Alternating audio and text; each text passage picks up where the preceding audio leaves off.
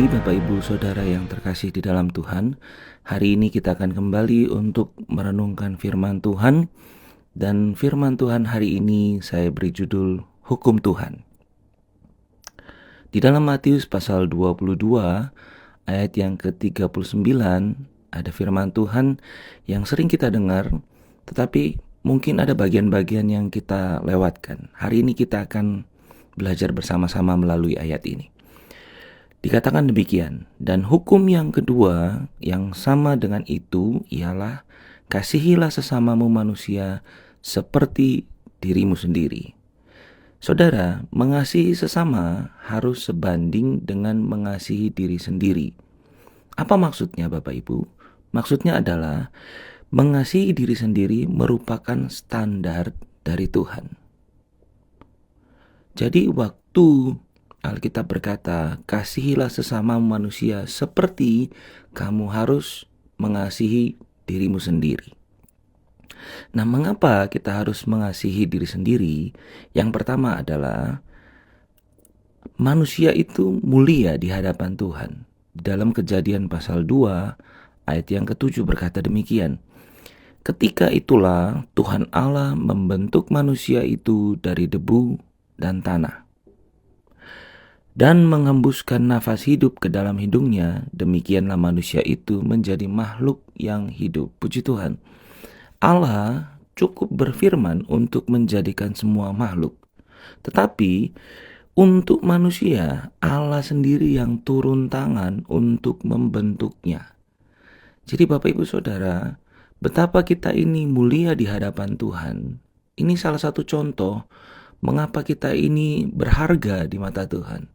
Pada waktu itu Allah membentuk langit dan bumi, Dia jadikan segala-galanya.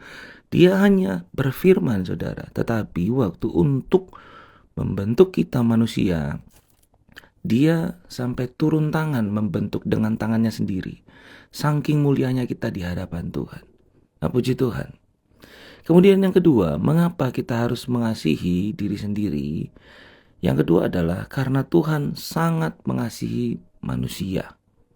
Ada satu ayat hafalan dari sekolah minggu di dalam Yohanes pasal 3 ayat yang ke-16 jelas berkata demikian. Karena begitu besar kasih Allah akan dunia ini sehingga Ia telah mengaruniakan anaknya yang tunggal supaya setiap orang yang percaya kepadanya tidak binasa melainkan beroleh hidup yang kekal. Untuk menebus semua dosa-dosa manusia, Ia rela turun ke dunia supaya Dia yang dihukum, saudara.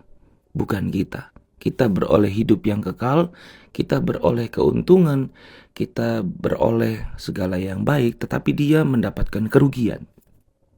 Mengapa Dia mau mendapatkan kerugian? Mengapa Dia rela untuk mendapatkan itu?